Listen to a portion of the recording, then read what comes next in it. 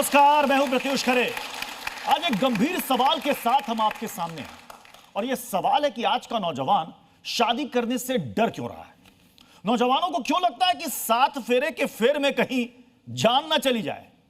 ऐसा हम इसलिए कह रहे हैं क्योंकि आज दुनिया के सामने पुणे की सिया का मामला है, इंदौर की सोनम का केस है, मेरठ की मुस्कान का उदाहरण है, आगरा की रूबी की कहानी है और इन चारों केस में प्रताड़ित पति है जो कहीं खाई में धकेल कर मारा गया तो कहीं नीले ड्रम में पैक कर दिया गया।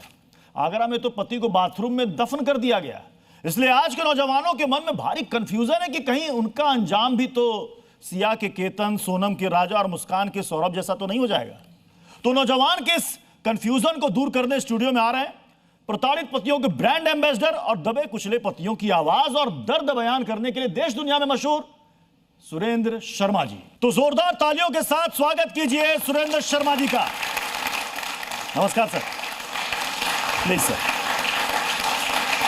तो सुरेंद्र शर्मा जी बहुत मुश्किल से पकड़ में आते हैं, तो आज इन्होंने हमारे लिए समय निकाला है, तो हम चाहेंगे कि आज समय का पूरा सदुपयोग भी हो।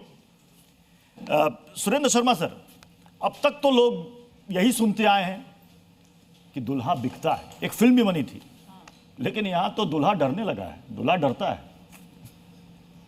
हर जगह ऐसी बात नहीं है। मेरे समय में ये सोचते थे पता नहीं सास कैसी मिलेगी, और आज ये सोचते हैं पता नहीं बहू कैसी मिलेगी। इतना बड़ा फर्क आया है।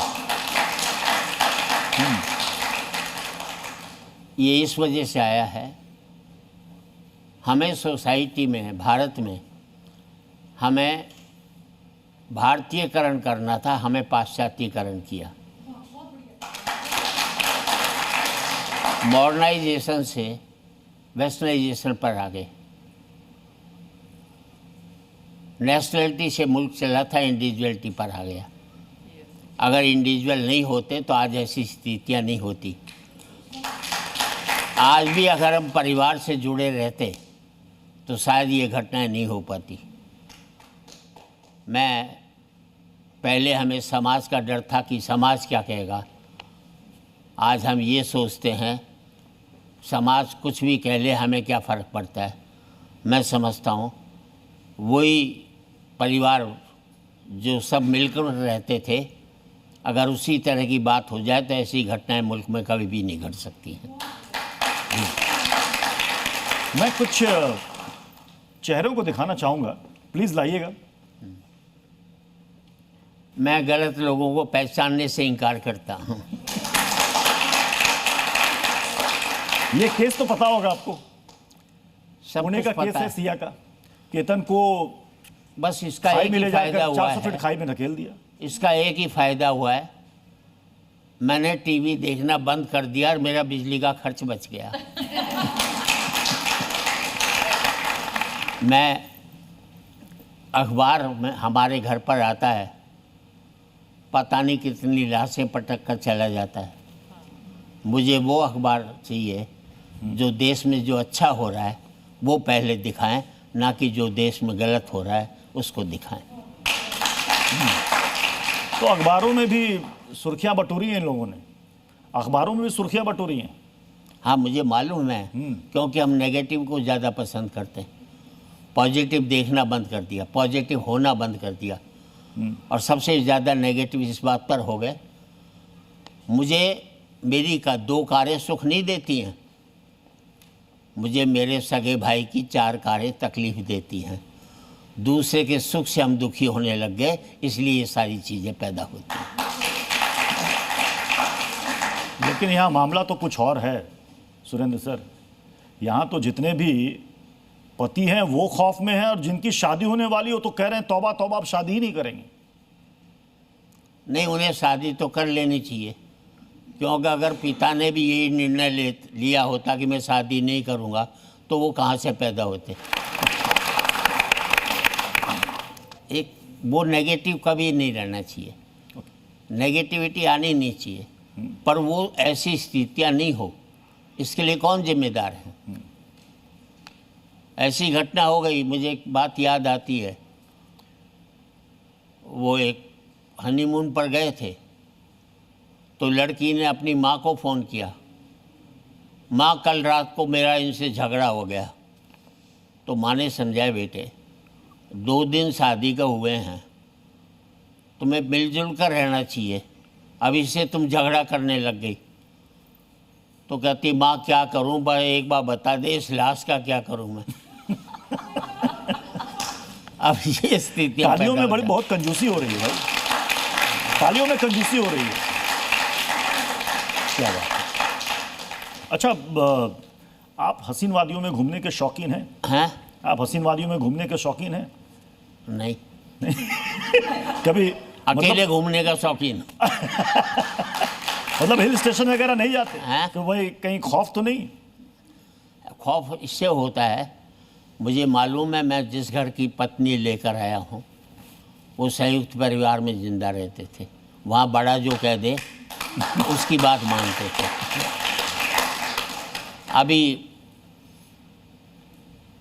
मेरी मित्र हैं, पोएटेस हैं, उनका बेटा शादी के लिए वो जो आते हैं वहाँ से एक लड़की छांटी, उससे बात की, वो माँ और बेटा एक साथ रहते हैं। तो जो लड़की थी उसकी माँ पूछती है, शादी के बाद आप इसके साथ तो नहीं रहेंगी ना? एक माँ पूछती है, उसने मेरे से बात करवाई, बोले जी मेरी बेटी को कुत्ता बहुत पसंद है, वो उसके साथ आएगी। तो मैंने कहा नहीं, भौंकने का काम हम घर में ही कर लेते हैं, बाहर वाले की जरूरत नहीं।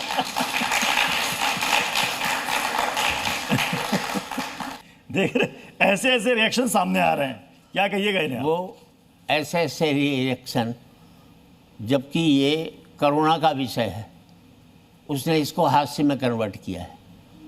करुणा को करना ही रहने दो।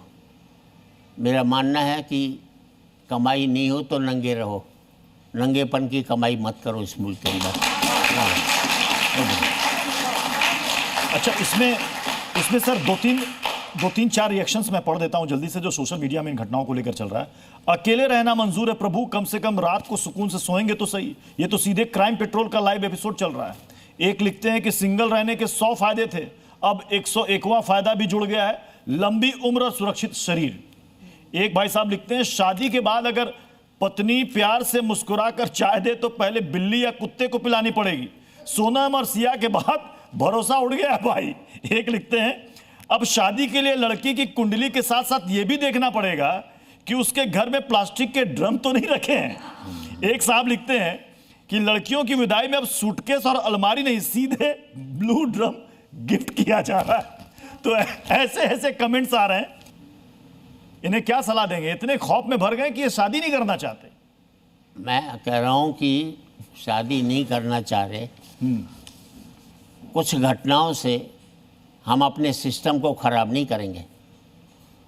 कुछ घटनाएं ऐसी होगी, जब तक इस देश की कानून व्यवस्था स्ट्रांग नहीं होगी। मेरा मानना है कि कोई अपराध करे उसे जमानत दे दो, लेकिन जिसकी प्रवृत्ति अपराध करने है उसे कभी भी जमानत नहीं दी जाएगी। कई सारे पीड़ित पति भी यहाँ पर बैठे हुए हैं, कौन सवाल पूछना चाहेगा सुरेंद्र सर से? सर मेरा नाम ललित बोरा है। 2021 में मैंने शादी की थी। मैं कह रहा हूँ थोड़ा तेज बोलो, अभी पत्नी थोड़ी बैठी है साथ साथ। बोलिए बोलिए बोलिए। सर मेरा नाम ललित बोरा है। 2021 में शादी हुई थी, 1 महीने शादी चली है, पिछले 6 साल से केस चल रहा है, आज भी केस चल रहा है। फरवरी 2026 में मेरा डिवोर्स हो चुका है।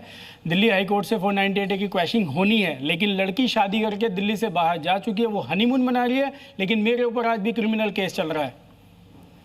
मैं वही कह रहा हूँ। 30 दिन की शादी है सर टोटल, और शादी में विवाद ये था कि लड़की को 20 साल पुरानी मिर्गी की बीमारी है, जो कि एक गवर्नमेंट हॉस्पिटल का रिकॉर्ड कहता है।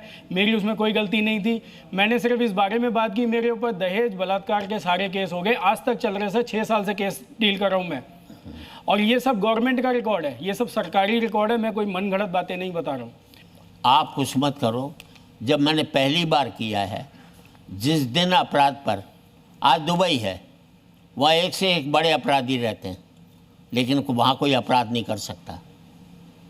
कानून की दहशत जिस दिन पैदा कर दोगे उस दिन से अपराध खत्म हो जाएंगे। क्या बात है। यहाँ से कोई सवाल? बिल्कुल छोटे सवाल। आजकल लड़कियां जो है वो एक्सटॉर्शन के रैकेट चला रही हैं, ये केसेस करके मतलब लॉ का मिसयूज हो रहा है, तो उस पर आप कुछ कहना चाहेंगे? देखिए, कोई गलती होती है तो उसमें परिवार के सब लोग जिम्मेदार होते हैं। आप बेटी को दान में लाते हैं, उसको भाऊ बना देते हैं, उसी दिन से अपराध शुरू हो जाते हैं। बेटी दान में लाते हो तो बेटी बना कर रखो तो कभी भी अपराध नहीं हो सकता। अच्छा, ये 3 चेहरे हैं सर आपके सामने, आप इन तीनों चेहरों के नाम बता सकते हैं सर? बदनाम लोगों के नाम याद नहीं रखता हूं मैं। सबसे कॉर्नर पर सर बाईं तरफ है वो सिया है, लेटेस्ट मामला है पुणे का। अपने मंगेतर केतन को लॉगर ले गई घुमाने और वहां से 400 फीट नीचे खाई में धकेल दिया। बीच में ये मुस्कान है सर, मेरठ की मुस्कान, अपने पति को इसी ने नीले ड्रम में पैक कर दिया। और सबसे आखिर में जो उधर है वो है सोनम, हनीमून मनाने गई थी पति के साथ, पति लौटे ही नहीं, वो भी खाई में गया। आप भी सर हनीमून में गए होंगे? नहीं, पहले हम हनुमान जी को मनाने जाते थे, अब जाते हैं नहीं। हनीमून शब्द निषेध था परिवार में। अच्छा अच्छा, अब घर में कहीं नीला ड्रम तो नहीं? आजकल तो ऐसा हो गया है कि सर आजकल लोग नीले कूड़े का ड्रम भी देख करके पतली गली से निकल लेते हैं। आप अपनी ईमानदारी से आप ईमानदार रहिए, दूसरे लोग भी आपके साथ ईमानदार रहेंगे। आप अपने को खराब मत कीजिए। लेकिन अब देखिए हो क्या रहा है, लोगों के बीच में जो चर्चा चल रही है वो ये चल रही है कि भाई अच्छा पति पाने के लिए लड़कियां 16 सोमवार करती हैं, मंगला गौरी व्रत करती हैं, और लड़के यूपीएससी की तैयारी करते हैं, पीसीएस की तैयारी करते हैं, नीट की तैयारी करते हैं, तो उनको अच्छी पत्नी मिले, क्योंकि उसके बाद भी उनको गारंटी नहीं है कि जिससे शादी हो रही पता नहीं ले जाकर खाई से नीचे ना ढकेल दे, कहीं बाथरूम में नीचे पैक ना कर दे ड्रम में। उनको क्या टिप देंगे आप? दिक्कत अच्छी ये पत्नी पाने के लिए पुरुष क्या करें? अच्छी पत्नी पाने के लिए पुरुष को चाहिए कि अपने माँ बाप के साथ रहे, उस घर से पत्नी लेकर आए जो माँ बाप के साथ परिवार के साथ रहती। जो परिवार के साथ नहीं रहती उसको नहीं लाए। जो उसको मालूम है संयुक्त परिवार क्या होता है, किस तरह की घटनाएं होती हैं, तो ऐसी लड़की लेकर के आओ, और ऐसी लड़की वहीं भी आओ जो संयुक्त परिवार में रहते हो, ताकि कभी कोई दिक्कत आपको नहीं होगी। अच्छा, देखिए हमारे साथ कई यहाँ पर पीड़ित पति हैं जिनके अपने अपने अनुभव हैं। आप कुछ सवाल करना चाहेंगे? यस जी। मेरा नाम दुष्यंत गौतम है और मेरी शादी 2021 में हुई थी। 5 महीने बाद ही केस हो गया था। लेकिन यहाँ पर जब मैं पुलिस स्टेशन जाता हूँ तो पुलिस ही मेरे साथ गलत करना स्टार्ट कर देती है। वहाँ पर सुप्रीम कोर्ट की गाइडलाइंस हैं कि सीसीटीवी होने चाहिए पुलिस स्टेशन में। वो सारी धज्जियाँ उड़ाई जा रही थी, पुलिस स्टेशन में सीसीटीवी नहीं थे। इसके बारे में आप क्या कहना चाहेंगे? जब हमारा पुलिस सिस्टम ही करप्ट है तो हम क्या करेंगे? उसके लिए आप ऐसा करो, मुझे होम मिनिस्टर बना दो, मैं सारा ठीक कर दूंगा। एक देखिए मामले कई सारे हैं। एक आगरा का किस्सा है, वहां पर एक पत्नी ने अपने पति को प्यार से खीर बनाकर खिलाई, खीर पति ने खाई और उसके बाद वो गहरी नींद में चला गया। और उसके बाद उस पति को बाथरूम के नीचे टाइल्स हटाकर नीचे गड्ढा खोदकर दफना दिया, और उसी बाथरूम का इस्तेमाल 45 दिन तक वो पत्नी करती रही। नीचे पति दफन है। आपको खीर से डर तो नहीं लगता? मीठा खाते हैं आप? मेरा भी तो उदाहरण दो। शादी को 55 साल हो गए लेकिन आज तक एक साथ रह रहे हैं, ऐसा थोड़ी है। अच्छा सर, आप अपनी घरवाली को लेकर इतने सारे व्यंग्य कह देते हैं सर। हाँ। इतने सारे व्यंग्य कह देते हैं, उसके बाद जब घर वापसी होती है आपकी, डर तो नहीं रहता कि अब घरवाली अच्छे से खबर लेगी आपकी? क्योंकि सारा पेमेंट वो ही लेती है। वो तो कभी भी मेरा कुछ बिगाड़ नहीं सकती, उसे मालूम है कमाई बंद हो जाएगी।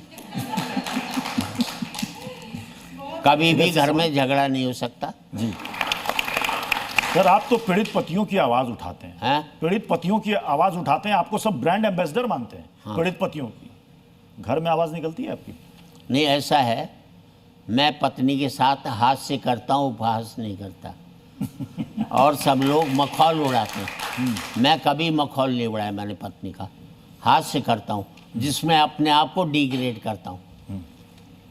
जैसे अभी मेरी 4 लाइन है, मैंने पत्नी से कहा, देख कबाड़ खरीदने वालों आयो है, उसे क्या जवाब दूँ ये बतलाओ।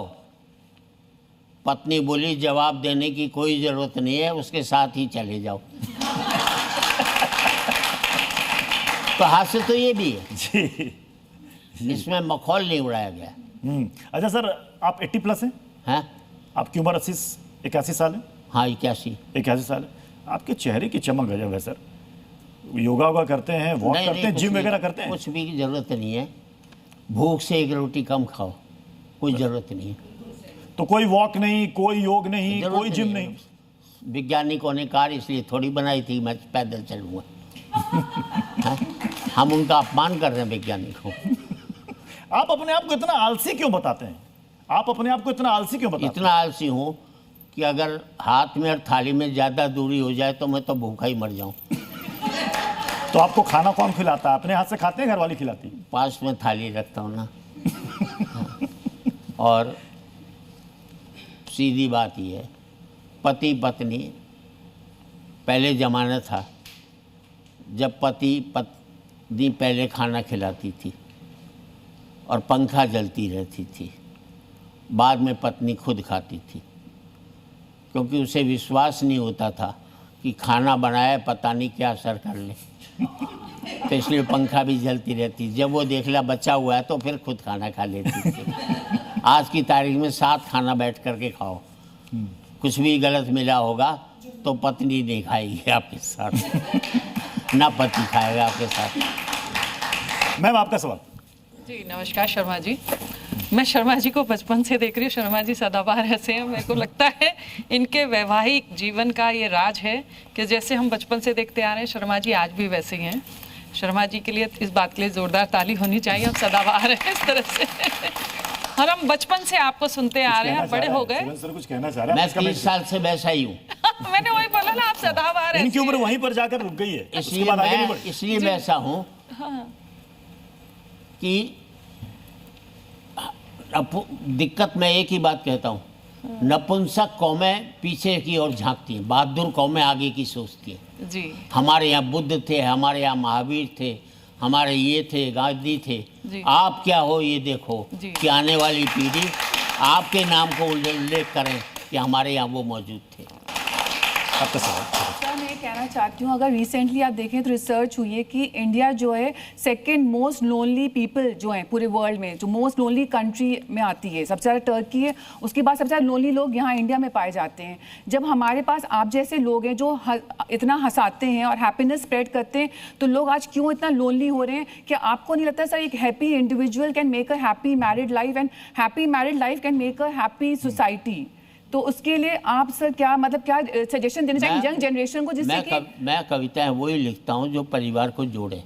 अच्छा अब सर हम चलते हैं कुछ सवालों की ओर। रैपिड फायर वो सवाल है, एक सवाल आएगा, उसमें 4 ऑप्शंस होंगे सर, उधर स्क्रीन पर आएंगे वो सवाल। प्लीज लाइएगा सवाल। पहला सवाल, कौन सा हथियार सबसे खतरनाक है? AK-47, S-400, मिसाइल या नीला ड्रम? सबसे खतरनाक हथियार तो बेलन है। ये तो दूसरों के ऊपर इस्तेमाल करने वाले, जो घर में इस्तेमाल हो रहे हो तो वही बताऊंगा। आप पर कभी इस्तेमाल तो नहीं हुआ बेलन?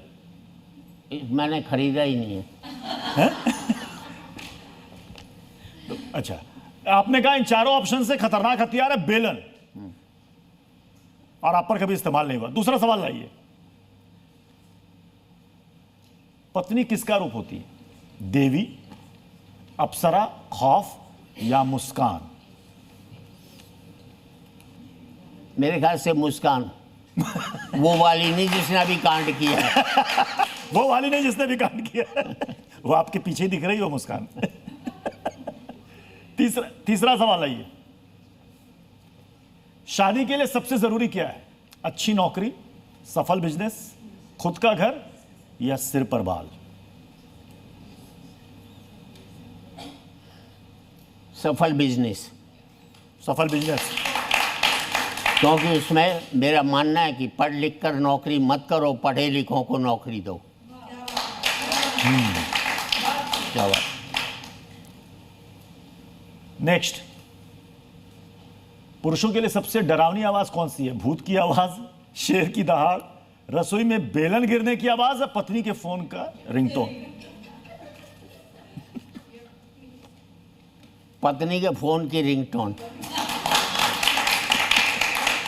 अभी तो नहीं बज रहा, बता के आए आप घर में घरवाली को? मैं साइलेंट मोड पर ही रखता हूँ। वो पूछती मैंने फ़ोन किया था, मैंने चैनल वो सिग्नल नहीं आ रहे। अच्छा, फोन ही साइलेंट मोड में रहता है कि घर में भी आप भी साइलेंट मोड में रहते हैं? मैं तो साइलेंट मोड पर ही रहता हूँ जिंदगी में। मैं कह रहा हूँ पति पत्नी को खुश रखने की एक ही रास्ता है। जिंदगी भर झगड़े नहीं होते मेरे, कभी भी नहीं होता, इतने साल हो गए। छोटी समस्याओं को पत्नी डील करे, बड़ी समस्याओं को आप हल करें। कुछ और सवाल है, जल्दी से नेक्स्ट सवाल लेके आइए। समझदार पति का गोल्डन रूल क्या होना चाहिए? मुझे लगता है आप बेहतर बताएंगे। पत्नी से बहस करना, घर में कलेश करना, एकदम शांत रहना, पत्नी की हाँ में हाँ मिलाना। एकदम शांत रहना ज्यादा ठीक। इसमें आपकी विरोध भी आ जाता है। आप अपने निजी अनुभव बता रहे हैं। हाँ, सारे लोग यहाँ बैठे हैं, जितने लोग देख रहे होंगे सब नोट कर रहे होंगे। नहीं, ऐसी कोई बात नहीं है, बिल्कुल दिक्कत नहीं होती। मैं सुबह पहले पत्नी के उठने से पहले घर से निकल जाता हूँ। वो जब सोती है उसके बाद घर में घुसता हूँ, तो झगड़ा हो ही नहीं सकता। नेक्स्ट सवाल, जब पत्नी गुस्सा हो तो पति को क्या करना चाहिए? तारीफ का ओवरडोज, शॉपिंग पर लेकर जाए, मायके जाने का टिकट कटा दे, या फिर मौन व्रत धारण कर ले?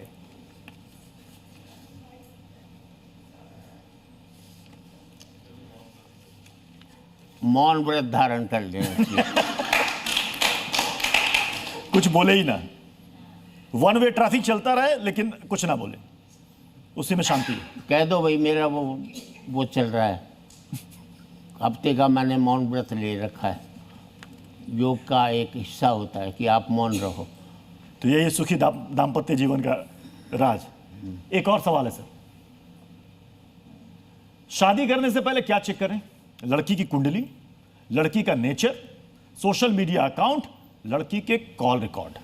मेरा मानना है कि शादी देखते वक्त लड़के और लड़की के अवगुण मिलाने चाहिए, गुण नहीं मिलाने चाहिए।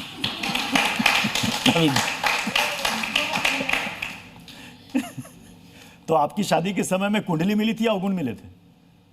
तब तो सारे ही मिले थे, क्योंकि उसमें हाँ मना करने का तो कोई मतलब ही नहीं ना। जो फादर ने तय कर दिया वो कर दिया, उसमें हाँ इफ बट हम कर ही नहीं सकते। मेरे घर में जी पिता, मेरी दादी माँ की अभी देहांत हुआ है 98 साल की उम्र में, लेकिन जो उसने कह दिया उसमें इफ बट नहीं। जो मेरे पिताजी ने कह दिया ये करना है तो उसमें मैं इफ बट कोई नहीं कर सकता, ऑर्डर होता है वो। आज बच्चे से कुछ बात कहूँगा वो तर्क करते हैं, पहले तर्क नहीं करते थे, आज्ञा का पालन करते थे। चलिए सर, बहुत बहुत शुक्रिया। आपने हास्य व्यंग के जरिए बहुत सारी बातें और बहुत सारी गुड़ बातें आपने कह दी, और मुझे लगता है कि जितने लोग यहाँ पर बैठे और जितने लोग घर में आपको देख रहे होंगे, बहुत कुछ आज आपसे सीखने को मिला होगा। बहुत बहुत शुक्रिया सर यहाँ पर आने के लिए और हमें समय देने के लिए और इतनी सारी बातें करने के लिए। बहुत बहुत धन्यवाद सर। तो आज इस खास कार्यक्रम में बस इतना ही, लेकिन खबरों का सिलसिला जारी रहेगा। बने रहिए जी न्यूज़ के साथ। धन्यवाद।